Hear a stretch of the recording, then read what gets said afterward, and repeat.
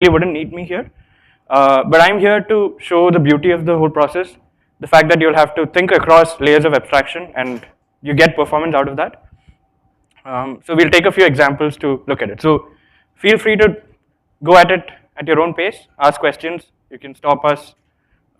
Yeah, all right. So yeah, I'm Arjun. I work in Pradeep's team at KLA's Advanced Computing Labs. We're based out of IIT Madras Research Park in Chennai. I graduated from IIT Madras with an undergraduate in electrical engineering in 2023, and I've been working in ACL for the past 2 years. Yeah, this goes without saying, but you can feel free to reach out to me and shoot questions and all. All right. Yeah, feel free to reach out to me. You can get my contact details here. So what I want to cover today are a few things, right? So first, assuming that most of you have not dabbled with GPUs, I'll give a quick primer on the GPU hardware and the programming software model. So that gives you a quick background on how it works, but we'll be focusing entirely on programming with Triton. You'll see that Triton actually simplifies programming considerably and without losing out on performance. So we'll actually take a few examples where we look at, considering that you're all compiler enthusiasts, we look at the IR that's generated and how the compiler actually does some of these optimizations that are hardware aware. And again, this is, reading IR is not my forte, it should be your forte, so take a look at it. If you find some pattern, pause and tell me about it. There's quite a lot of things. Pradeep has asked me to be generous and not keep you beyond 5:30. So I'm okay if we don't cover all of this. Feel free to interrupt. And as I said, you can work this out on your own later as well. Right? So I've added a few resources. Again, these would be useful to build a mental model for GPUs. I would particularly recommend, if you're interested in computer architecture, watching this lecture by Professor Onur Mutlu at ETH Zurich while he was at Carnegie Mellon. It gives you a good idea about how the GPU architecture is built. And similarly, if you're interested in CUDA, checking out this course by Professor Rupesh at IIT Madras. It's a semester-long course. It's a brilliant course, and we've got a lot of fans of Professor Rupesh at KLA. Today, I'm not going to talk about them. I'm just going to point to some interesting things and take you from there.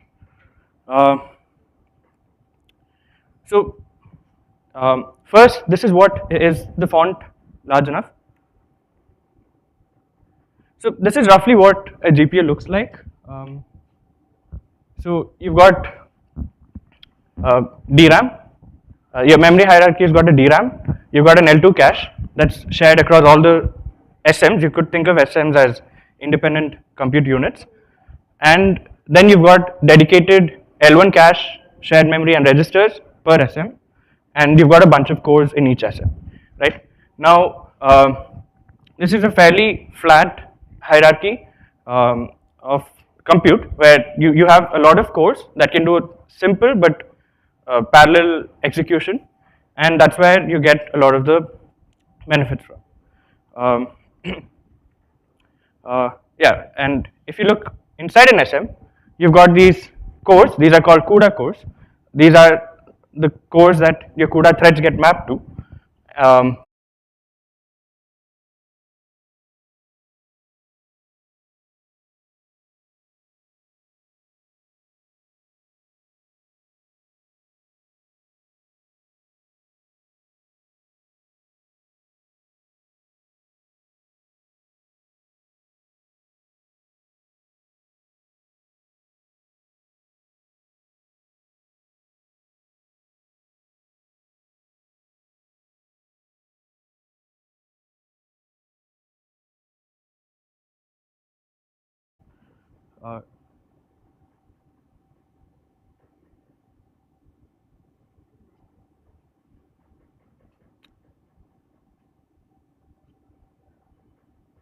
Now, when you get to software, when you launch a CUDA kernel, you remember that Pradeep talked about the triple angular bracket notation.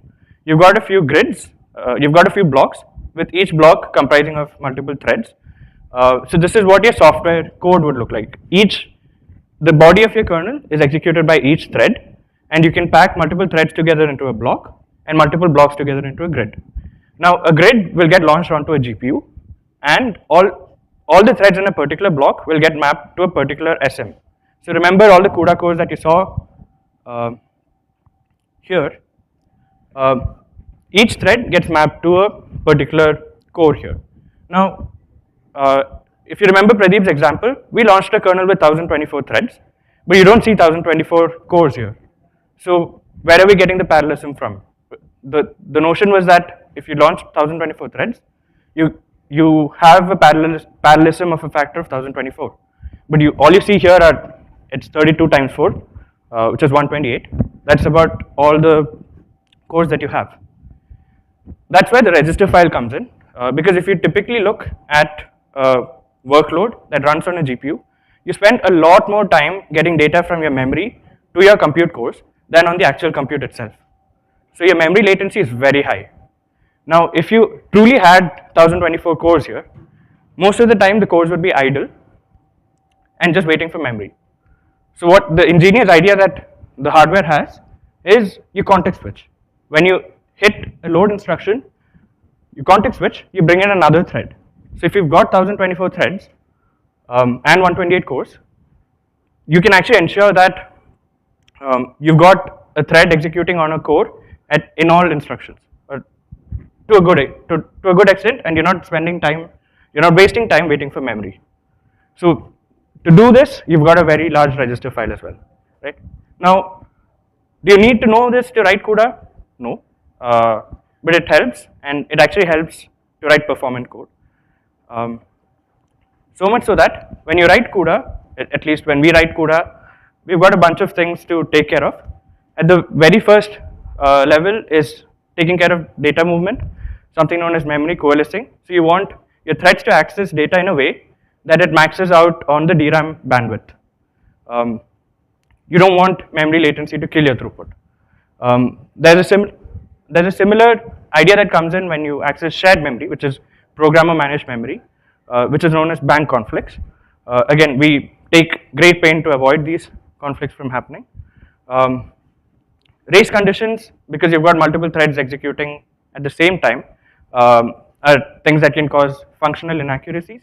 So you've got a bunch of synchronization primitives that you need to follow to avoid them from happening. And the idea that I was talking about of having over decomposition or mapping a lot of threads onto a limited set of cores, that is known as occupancy, so that you have enough work to hide memory latencies, right? In addition to all this, the GPU architecture has been evolving quite rapidly. So we see that there's asynchronous instruction modes.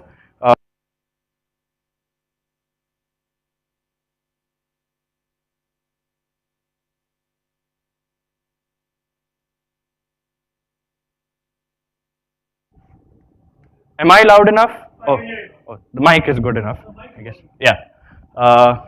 Yeah, you've got more in.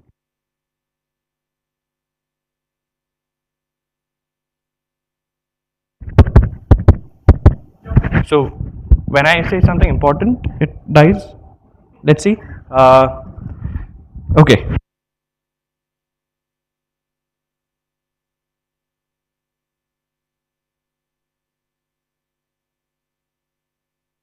Yeah.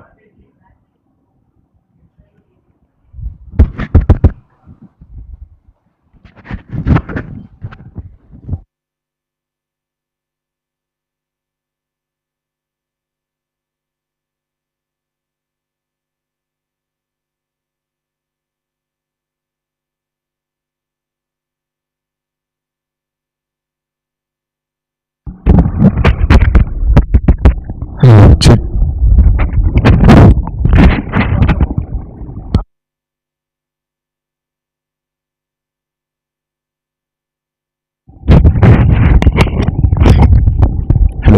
Okay.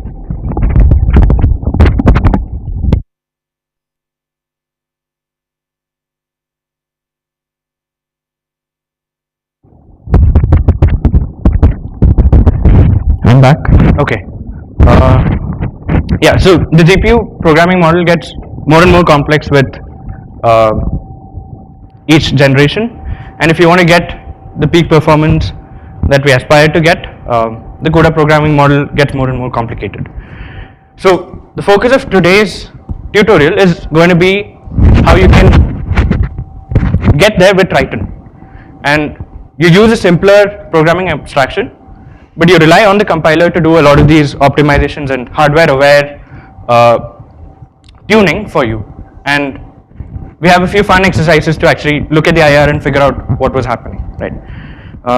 So yeah, you guys can get started along with me, or you can try it at your own pace.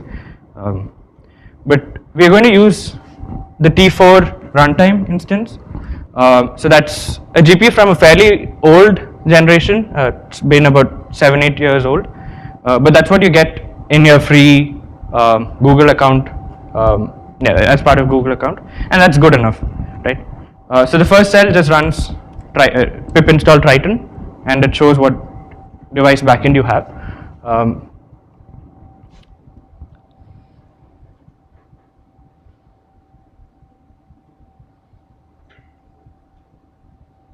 Please try executing the cells Yeah. along with Arjun executing them. If you're unable to toggle, just raise your hand, we'll try and cover out it. Okay, so it's already installed. Yeah, so you can forget about this error. It's okay. You can trust me. Yeah, and just check that you've actually got a GPU on.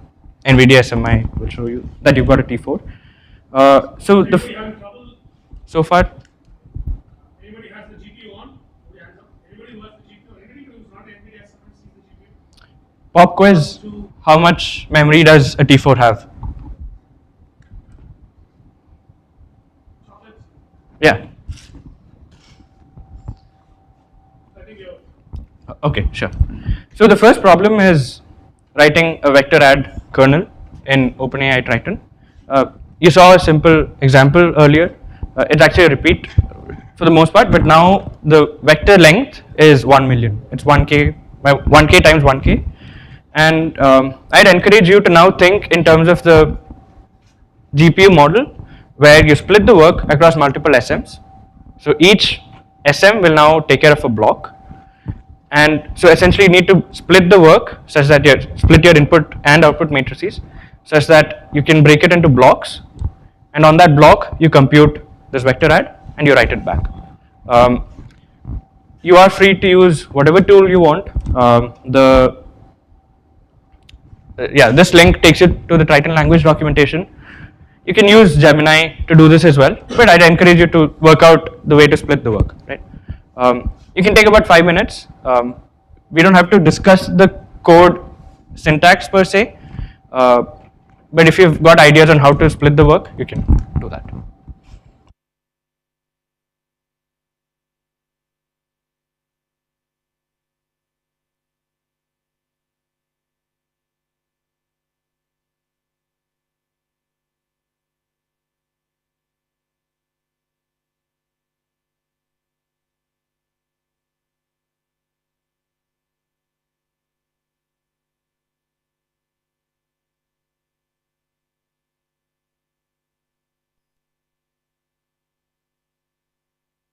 Okay to have errors.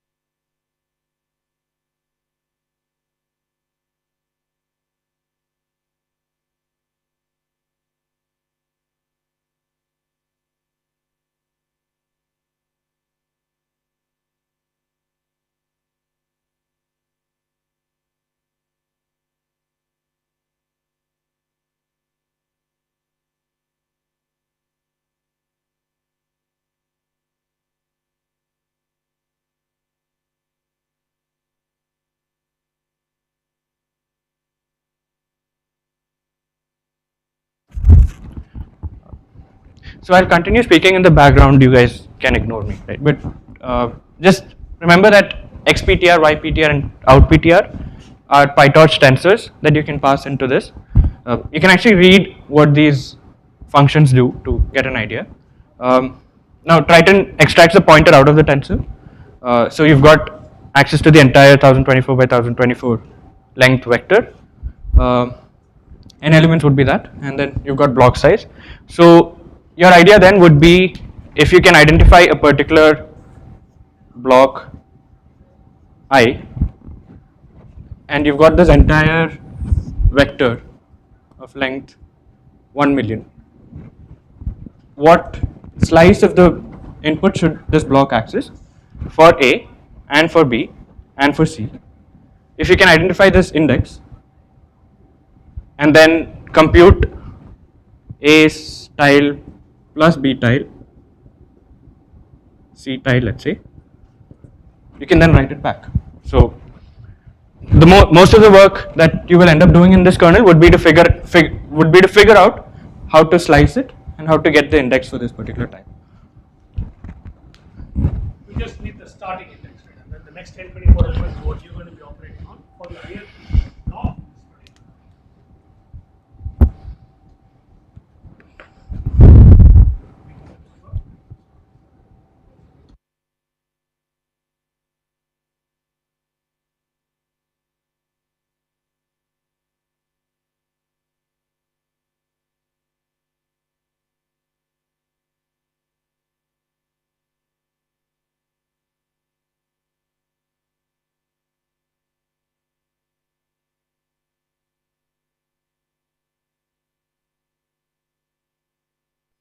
Legit way to even do interviews today.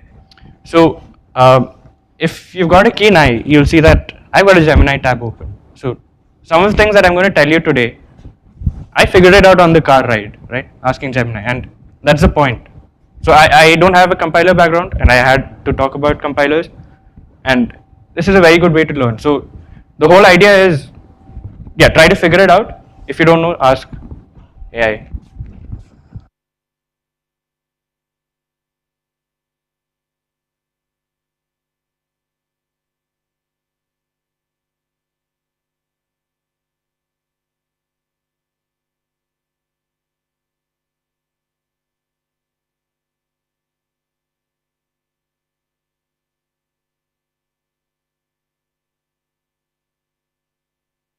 All right. Any ideas on how to do this slicing? Can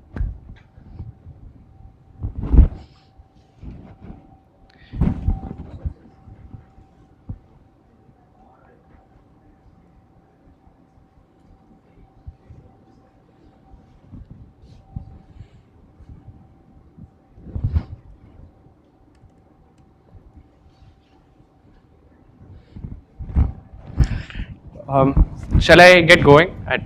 There's plenty more interesting things to look at, so you guys can come back to this, right? So if you look at the Triton.language documentations page, there's something called a program ID. Now, if those of you are familiar with CUDA, you have something similar called block index that you can get. So in the triple angular bracket notation that you have, you've got a bunch of parameters called the kernel launch parameters that you send. This tells you the number of blocks, and this tells you the number of threads that you launch per block. So it's sort of like a 3D grid of threads that constitute a block, and then you have a 3D grid of blocks that constitute a grid. There's a lot of overloading here, but bear with me. And each block inside your CUDA kernel can be indexed by a block index, and because it's 3D, you've got .x, .y, .z. It's a struct at the end of the day. And similarly, you can do something similar for thread index .x, .y, .z. Now, because in Triton you're programming at the granularity of tiles or blocks, you don't have this. This is taken care of automatically by the compiler, but you still have this, right? So if you see program ID directly corresponds to the block index that you have, and you can actually get that to identify the index of the block that you want. So I'll actually go to Godbolt to show this. This is what the complete kernel would look like. It's large enough, right? The font size is large enough. Or this is better. So you get the program ID for your current block. I'm only launching a 1D block here, a 1D grid of blocks here, because it's a 1D data. The vectors are 1D. So I get program ID for the 0th axis, that is my PID, and I now correlate each offset of my input with this PID. So each block takes care of block size elements of data. So I just need to stride to PID times block size index to get the start of the block. Now within the block you've got multiple threads working on the block size elements. So you need to get offsets for each thread. You don't associate it with a thread here, but you still need to get offsets for each data element. So in line 14 you've got offsets equals block start, which tells you the start index of your block, plus an A range on 0 to block size. So that will get you, this guy here is block start, A range is from 0 to block size. So this particular guy will have an offset. Suppose this is K, it will be block size, which is PID times block size plus K, and you do that for all the elements here, which is done implicitly through the TL.ARange. Now once you have this particular index, you can do a TL.load on it, which will bring this data from your DRAM to your compute unit, to the register in your compute unit, and then you can perform the computation on top of it. So if you look at line 20, that's what you're doing with X. So you're taking X pointer plus the offset. So X pointer is the start base pointer of your X tensor plus offset, and you load it. Now there's a mask here because it could so happen that you go beyond out of bounds and you don't want to load some stray data. So you've got a mask that constrains your offset to be less than the number of elements that you have, and in case you go beyond it, you don't want to affect any other data, so you just load 0, right? Any questions on TL.load so far?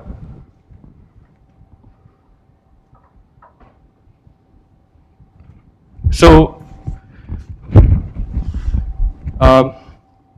so you've got X and Y, and the compute is actually quite simple, Z equals X plus Y. So you've got Z as the output. How do you write it back? The answer was there briefly for a while, but yeah, what would you do there? Okay, let's say, and I'm hoping the whiteboard is visible to all, right?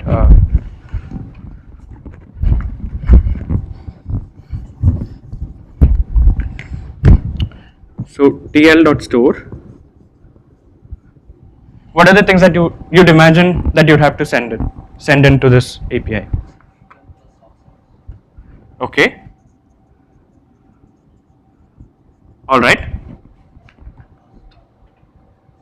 Okay. So then in the store API, you need to pass in the offset, what tile you're writing back, which happens to be Z. Then you have a mask and then other. You have a mask. And you actually don't have an other, because if you are out of bounds, you don't have to write anything, right?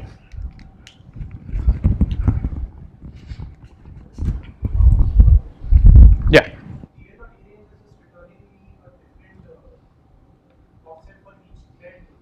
So it gets mapped to each thread. Yeah. Now that's actually a good question. There's some nuance there. You can actually set the block size here to an arbitrary number. I could, in principle, set the block size to 1 million. That would be a very bad code because that will get mapped to one thread block in the code. But Triton does allow it.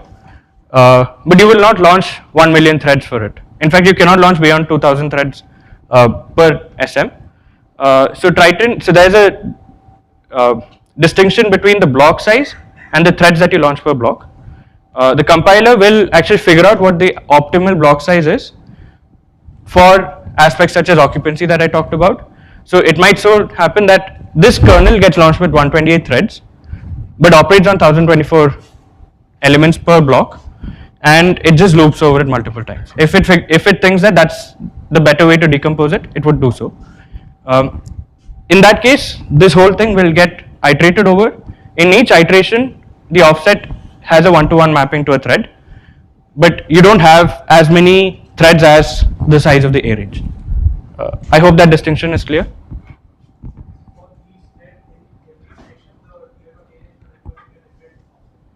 Yeah, yeah. So as a programmer, you don't have to think about this. That's the beauty of it. Right? Now this is only the kernel. Yeah, any other questions? Okay. So this is only the kernel. You still have to launch it. There's something similar that you do here. So if you remember in CUDA, the kernel launch happens on the host on the CPU. There's something similar.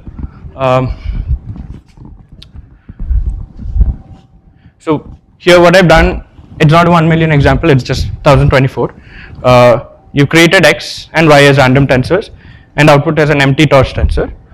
And I compute the number of blocks that I have in my grid as number of elements ceiling divided by the block size. Now I call in this function, the JIT function. I pass in the number of grids that I need. Here it happens to be 1 because it's a block size of 1024 and the shape is also 1024, and then I pass in all these pointers, right? When you JIT compile this, Triton will look at the function and sees that and then compiles it down to a CUDA kernel or a PTX kernel.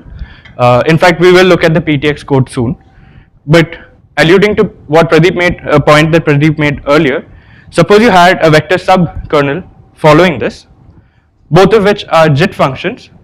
Triton might infer that these two are functions that you can fuse together, and it might launch a single PTX kernel that does the job of the two.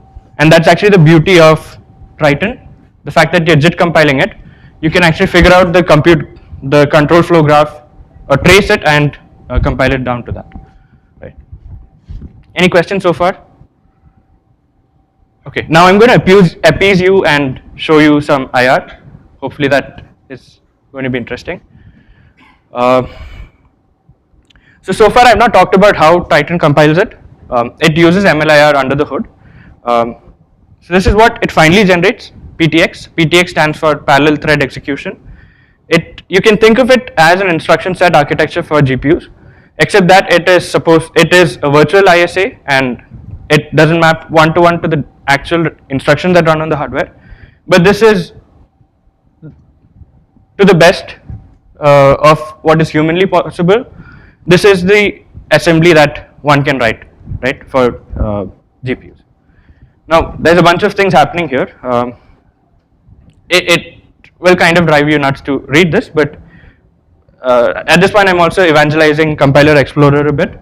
You can hover over each line and see which lines in the assembly correspond to this. So if you look at the tl.load line, you see that these are the instructions that are generated. I hope it's clear what. So you can actually see that a bunch of move instructions are generated. There's a load global. So this actually loads from global memory to registers. An interesting point is this .v4. This is an optimization that the compiler adds. It's called vectorization. So here the data that you operate on is float 32-bit words. But considering that you're loading it in a regular pattern, you can actually load more bits per instruction than just 32 bits. The max that you can do is 128 bits. So this load global.v4 actually loads 4 words in a single instruction, and that actually helps hide memory latency, right? Okay. Now, if you want to look at what happens at each level, so by the way, so Compiler Explorer allows you to look at different backends and different versions of Triton. You've got compilation for AMD, compilation for NVIDIA. So far, these are the things that are openly available. You can actually add your own compiler stack to this and analyze it. I would encourage you to try it out. But for something like Qualcomm NPUs, we don't have, the Compiler Explorer does not have support yet.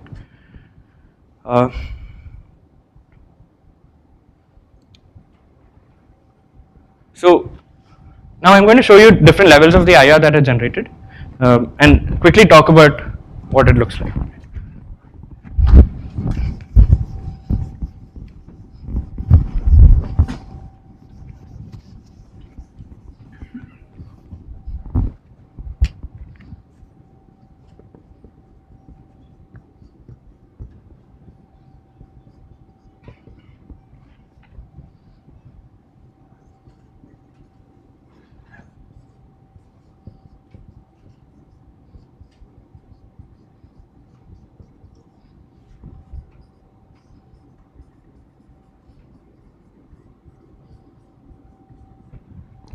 So this is typically the flow that a Triton program goes through when you JIT compile it. First, there's an AST that grabs the syntax tree from the Python function, and it generates something in Triton IR. Those of you who are familiar with MLIR will find a bunch of instructions or IR calls from the arith dialect. So it actually uses a lot of upstream MLIR dialects for this. It then goes into something known as a Triton IR. This is supposed to be the IR that is common to all backends. So you do a lot of hardware independent optimizations at this level. So in fact, if you see, the Qualcomm NPU also goes through the TT-IR dialect before diverging down its own path. This is known as the Triton GPU dialect, Triton GPU IR. These are specific for NVIDIA and AMD GPUs. And here is where you do a lot of GPU dependent or GPU aware optimizations in your kernel, like coalescing memory accesses together or mapping data to shared memory, which is your programmer controlled scratchpad memory. Then you go into LLVM IR. LLVM IR in MLIR has its own dialect for PTX. So this, if you're compiling down for NVIDIA, it generates LLVM NVPTX code, and then finally it generates PTX, right? So in Compiler Explorer, you can actually see each IR that is generated, and again, like I said earlier, you can hover over a line and see which lines they correspond to. There's another interesting thing that I wanted to show, which is this option called opt pipeline. So you can actually see the optimization pipeline that your code went through. Oops.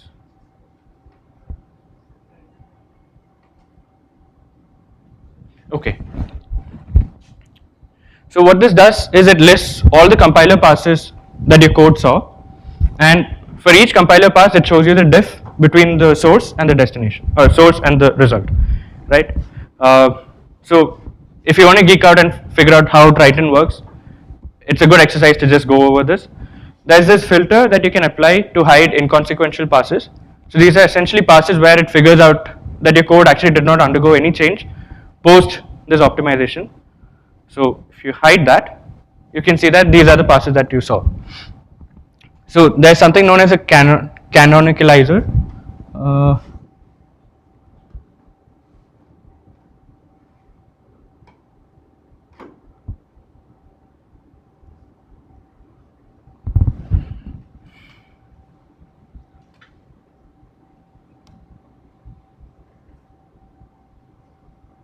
Okay, 1 second.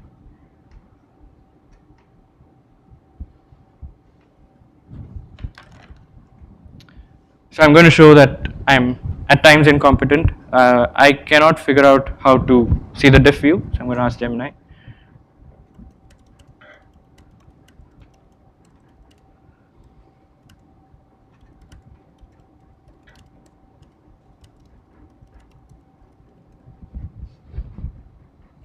If I'm unable to figure it out, Google should take responsibility for this, not me.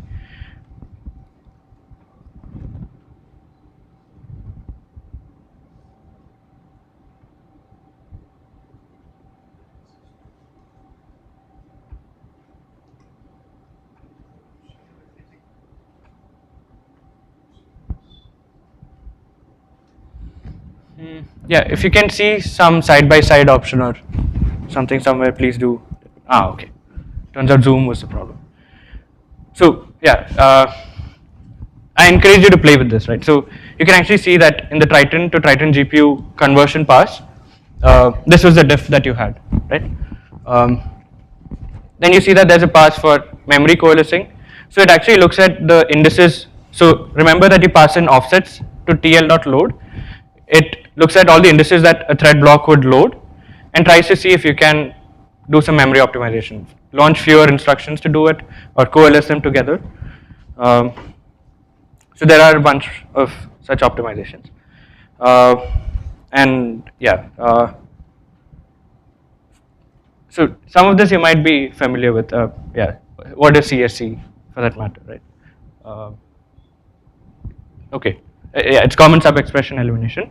It's actually applied at multiple levels. So in fact, it's done at LLVM and at a higher level. So one of the good things about MLIR is that you can actually do this progressive lowering and always find the optimal abstraction for your IR to do some particular optimization. Right?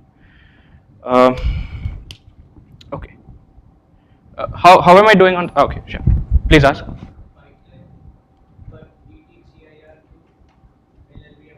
Huh.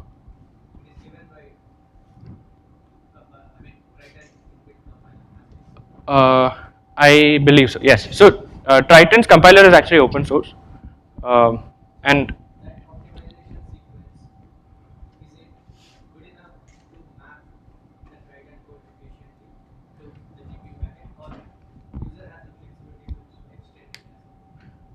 so by virtue of it being open source, yes, users can extend it. But the Triton compiler is pretty good at doing this, right? And in fact, if I'm not wrong, folks from NVIDIA and AMD do push these passes, so they know a lot of things that you can apply. So that's actually been part of the reason why Triton's been a successful programming model in the AI world, because it actually delivers good performance.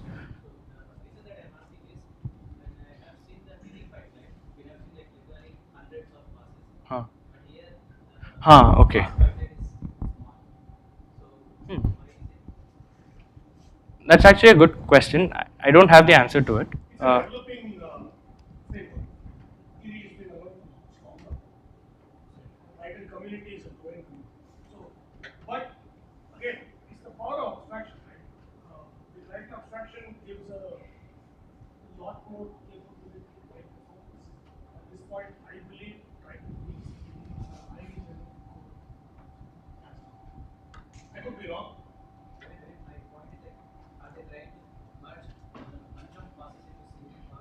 It's possible, right? It's possible. But right now, who spends the most money on GPUs? Who spends most money on GPUs? NVIDIA and AMD make OpenAI. OpenAI is fine. So arguably their costs are also the set of operations that you can write. So because you're enforcing the style abstraction in Triton, right?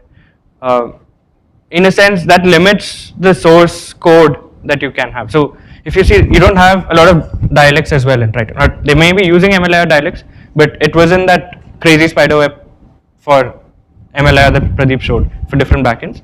That's particularly because you're limiting the source. Right.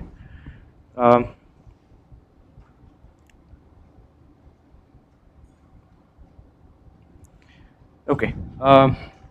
Yeah, another interesting thing that I wanted to highlight was that, again, this is something that you would be aware of, is the fact that you've got something called tl.int to mark integer data types, and you've also got something called tl.constexpr. So when you know that the input shape or the block size is a constant, compile time constant, if you actually mark it as a tl.constexpr, in your IR it actually, constant folds it. So that simplifies a lot of the code that you write, especially when you're writing loops. You're going to write it in terms of Python loops, but if you know that the trip count of the loop is static, Triton might actually be able to map it to something even more efficient, right? So in performance optimization, it's not kosher if you know something statically and you don't use constexpr. So that's one other thing that Triton exposes. So now we are on to the next problem, which is to transpose a matrix. You've got a matrix A of shape m cross n. Um, you need to write it out as a matrix of shape n cross m. I'd encourage you to spend 10 minutes. This might take a little longer, but I hope you guys get the flow of what to do. Somehow find a way to index a particular block. Okay, let me break it down. First, find a way to break your data into tiles. Once you do that, think of a way to index a particular tile. Then think of how you might compute offsets for each element in that tile. Then do the computation or whatever operation you need, and do the same thing to write it back. Yeah. Please ask questions if there are any.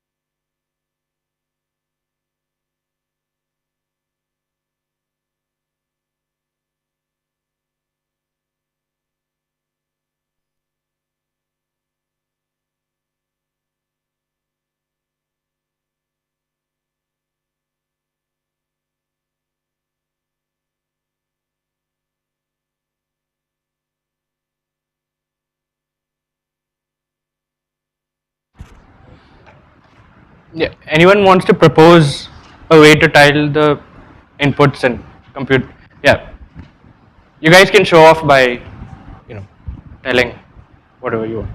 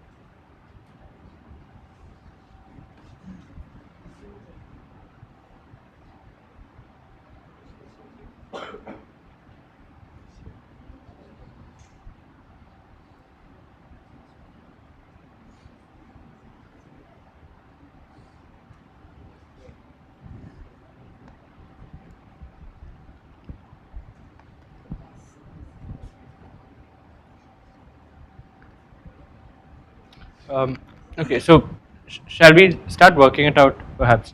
Uh, yeah, how would you block this?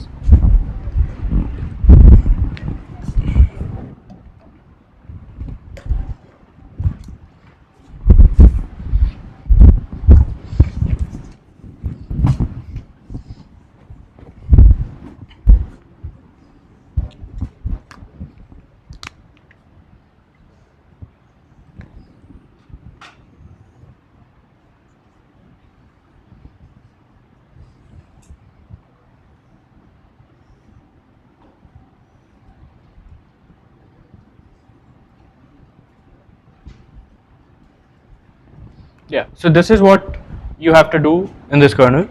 Um, what would your strategy for blocking this or mapping this to a block be? Okay, but let's try to work it out here. Yeah, so uh, let's say there's a one block happens to have access to this base pointer. What would the shape that you would take be? Okay. So my question is, do you do a block like this, or would you do a block like this, or would you do a block like this? The rectangle. Okay.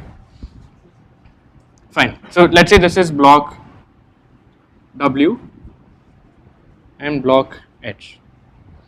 So you have, yeah.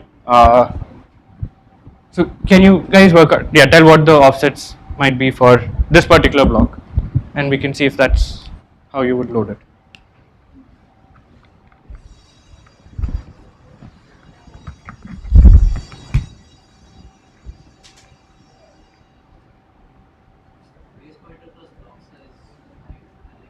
Hmm. So what would the base pointer be to begin with? Sorry? So yeah, how do you get the, I mean, the, how would you get that particular cell number?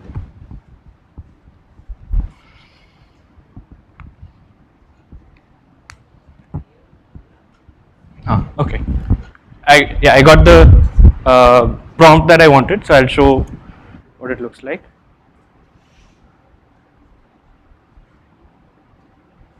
So the example here is actually for a 4-dimensional input. You've got NCHW.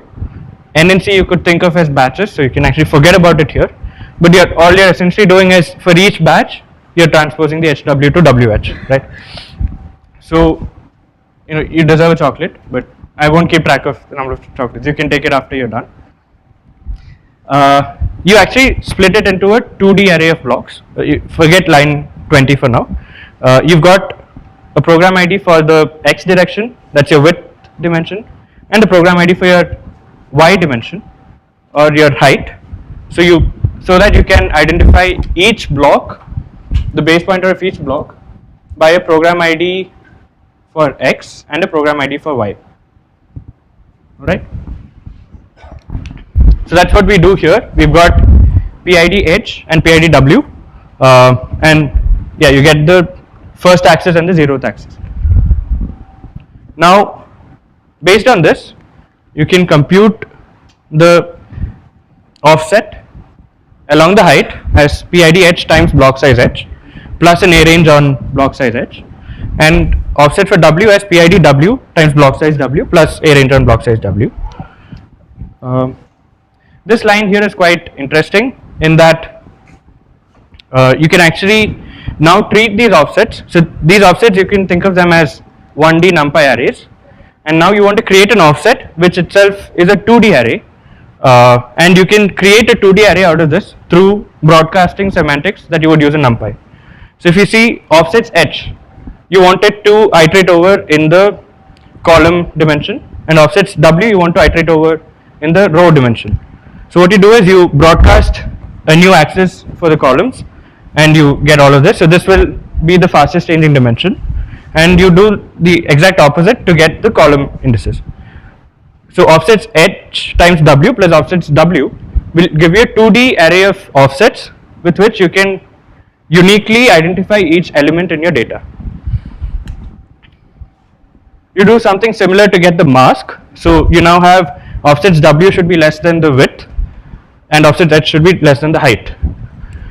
With this, you can use the TL.load, pass in the input base pointer plus input offsets, mask, and if you are outside the mask or if the mask is false, you load zeros. So far, you've got this guy here. Now the challenge is, one, you need to transpose this to block W by block H, and also figure out which tile this has to map to. So you operated on this tile, this was your base pointer here, but once you transpose it, it would be a different offset. Your PID H or the offset H will now become your offset W. Your base offset W will become your base offset H, and so it might be somewhere else, and then you need to write back the transpose matrix. So to do the first thing, which is to transpose the tile inside the block, you have a TL.permute API. This does permutation of the indices. It takes in the input tensor or the tile that you have inside the block, permutes the 0th axis to axis 1 and axis 1 to axis 0. So it essentially does a transpose. Now you have this as your out tensor. This you write back to your global memory. So you take out plus the output offsets, which if you see, you've actually interchanged the order. So initially you had offsets W as the fastest changing. Now if you see, the colon is first and then you've got none. So offsets W times H plus offsets H will give you the 2D array for the output offsets, and TL.store on this with the output offset with the mask will write it back. Any questions on this?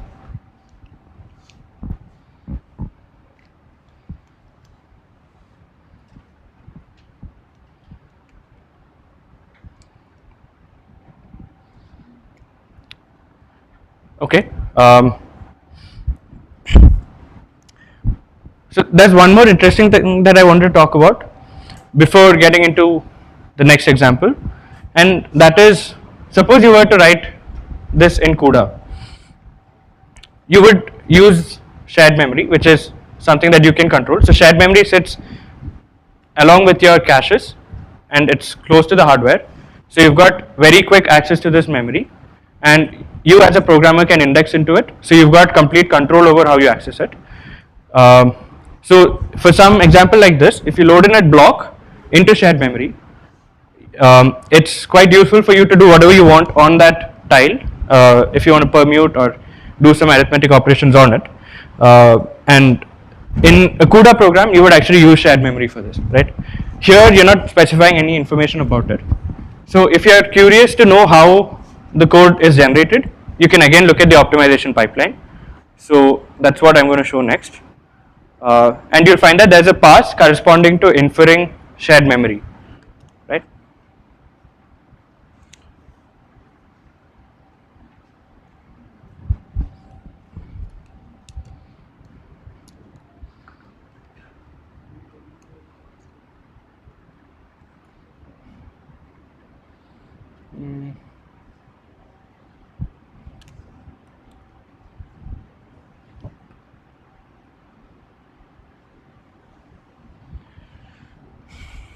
So I go to filters, hide inconsequential passes. Looks like there's a common sub-expression elimination that's happening early on. Uh, Convert to Triton GPU. There's a coalescing pass. Again, you guys can play with this and find more, details in this. Uh, what's interesting to look at is this allocate shared memory pass here, right? So if you look at the diff between what the source was and what it is now, one of them is in the attribute that is associated with this function. So if you see in the source, there was some information about how it's mapped into hardware, like how many warps, so that's essentially how many threads per block there are. So when you have 4 warps, that means you've got 4 times 32, 128 threads per block. This is what the compiler thinks is an optimal mapping. Uh, it says that the target is a CUDA 90 architecture GPU. This corresponds to a GPU called the Hopper H100. Yeah, threads per warp is a constant across architectures, it's 32. And this is the information that you have.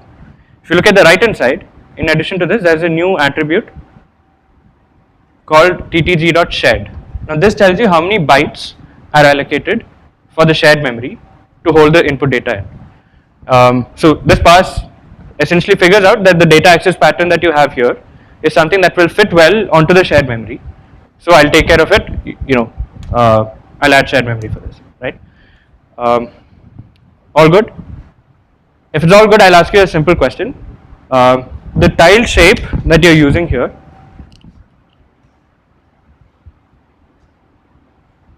if you see block size H is 32, block size W is 32, so it's 32 cross 32.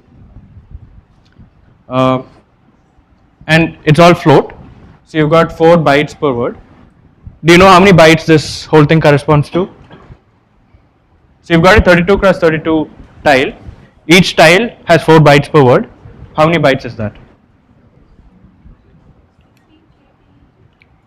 No, it's 4. So this is 1K, and this is 4 times of that, so 4096 bytes, right? So essentially what we are doing here is loading 4096 bytes into this, and on this data itself we are transposing it and writing it back, right? So with shared memory you can do at the level of CUDA, you can actually index each with a thread index. So this would be thread index x comma y, and when you transpose you can write it back as thread index y comma x to do the transpose, right? That's essentially what happens at the lower PTX level if you look at the code. But my question to you is, if all you need is 4096 bytes, why do you have 4608 bytes allocated to this? You guys can think about it, ask Gemini. I had a hypothesis, confirmed it with Gemini this morning, so do the same thing, right? So yeah, I encourage you to think about it. This actually reveals some information about the GPU hardware.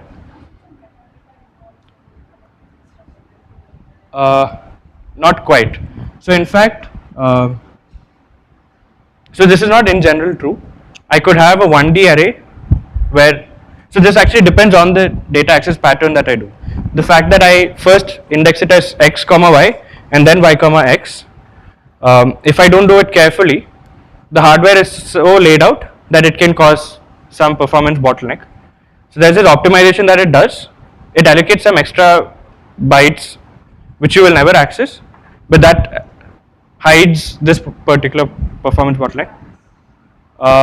No, so I'd encourage you to read up about bank conflicts. Bank conflicts. So I talk about it here. I mean, you guys can just check what it is. But what I did today was that, hey, there's a block, there's a code where I've assigned 32 cross 30. I don't know if you'll find it here. Anyway, where I've allotted a 32 cross 32 tile, but I look at this particular IR and it's 4608 bytes. What is going on?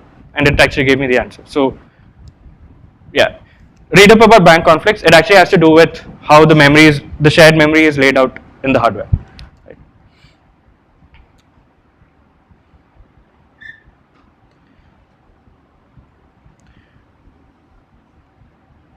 So the final problem, in fact you'll actually find the code to this here, is something that got Geoffrey Hinton his Nobel Prize, which is fast ways to do matrix multiplication. The argument being that if AlexNet didn't have a GPU to run on, nothing would follow the CNN. Fei would still be hunting for someone to beat, to get good performance in ImageNet, and we'd be living in a pre-deep learning world. And yeah, the Nobel Prize in physics would have gone to someone who does physics, right? But yeah, in the past 7-8 years, there's been a lot of research on the hardware architecture side, on the compiler side, on programming languages to just get the best out of matrix multiplications. And if you see, Triton compiler has also evolved a lot over the past 2-3 years to improve more and more instruction modes. So what I talked about in my last point, in that when you write CUDA, if you want the best performance out, there are a few new instructions out there which it's kind of mind-numbing to work with. Triton is capable of generating those instructions and getting you the best performance, right? So I think I've hyped this up enough. The problem here is you have a matrix M cross K, A, and a matrix B, K cross N, and you need to compute A times B to get M cross N. M, N, and K can be in this particular range, inclusive 32 to 2K, 32 to 2K, and 32 to 512. The matrix, the vector-vector product accumulation happens along the K dimension. Now, the challenge is to think of a way to tile your input matrices and tile the output matrix. Think of a way to block it, find the offset, and then compute the product. So I've mentioned it here. The sizes that you end up finding to be optimal will be correlated with hardware specific features like the size of the cache line, how large your tensor cores are. Tensor cores are engines in your GPU to accelerate, specifically accelerate matrix multiplications. And yeah, there's quite a lot of things that you can do, right? So I'll quickly go over this.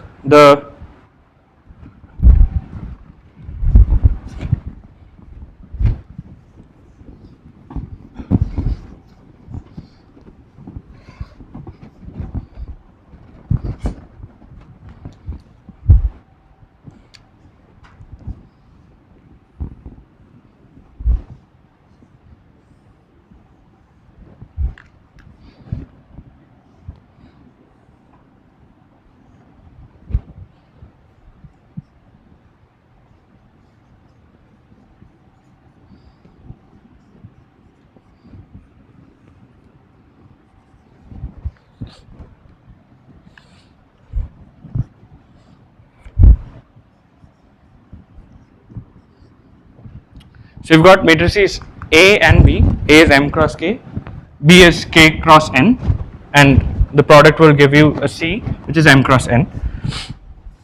The matrix product is obviously, if you want this particular element, you need to find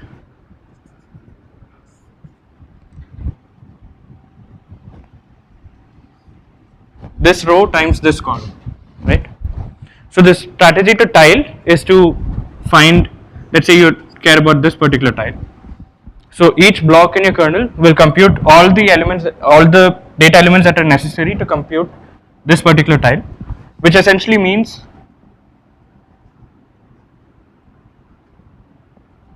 you need to stride across this slice of rows in A and this slice of columns in B. Okay, so your kernel would actually iterate over the K dimension in A and B and get a tile in each iteration, get two tiles, accumulate it and write it to this, and finally you store it back. That's what the kernel would look like.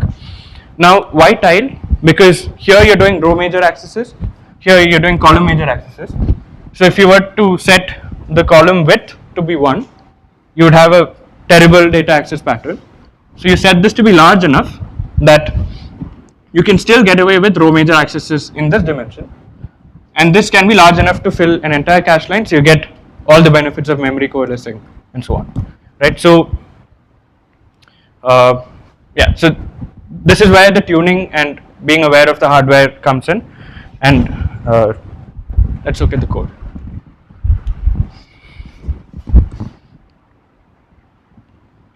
So I'm not going to run it, we'll just look at the code. So identify each block by program ID 0 and by 1. 0 would be for the m dimension, and 1 will be for the n dimension. In fact, I think it should be the other way around, but no, this is, okay, right. Now with this, you can then compute the offset for each index along the m dimension and the n dimension. Remember that these are offsets that you're computing for the output tile, right? So you uniquely identify the offsets of an output tile with a block, and then you have an iteration over all the channel, all the k values that you have, and in each iteration you compute the tile, you load the tile that you need for that particular iteration from A and from B. You accumulate it using this tl.dot API into an accumulator, and then you write it back. So yeah, you've got offsets m, offsets n. Inside the loop you've got offsets k that will tell you for A the base pointer for this and the offsets corresponding to it, and for B the base pointer here and the offsets in that particular block. At this point you've got 1D offsets for m, n and k dimensions. You compute the 2D offset through broadcasting. So for A you've got m being the rows, so m is in the first axis, k is in the fastest changing axis, and m times k plus k will give you the index for each thing. Similarly for B, k is now in the row axis, in the first axis, and n is in the 0th axis, so you compute it this way. You get tile A, tile B. tl.dot will actually map it to your tensor cores, generate the instruction for it, compute the product, write it to accumulator. Once you are done with all the iterations, you compute the offset for the output and you store it back. So when Pradeep promised you that there's a 25 line version of a mathmer that gives PyTorch and Kublas a run for its money, he was actually telling you the truth. And a lot of the hardware specific optimizations like asynchronous execution that I've not really talked about, but if you watch any of the NVIDIA GTC talks on what's new in their latest hardware, Triton's compiler actually has a few passes that can map this for loop to those exotic instructions. Now, is it as good as writing your own PTX code or your own low level CUDA code? Quite not, which is why I have a job, but it's getting there and it's quite exciting. I'll encourage you guys to actually play with the IR. If you find something interesting, I've probably found 3 or 4 interesting patterns from just looking at the compiler explorer IR, but I'm sure there's a lot more that's going on.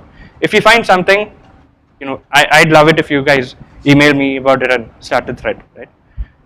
I hope I could give you a glimpse of what it's like to be a GPU performance engineer or what it's like to be a compiler engineer, and I hope that has excited you a bit about it. Yeah, I have sleepless nights thinking about this in a good sense, right? So that's all I had. Please feel free to ask questions.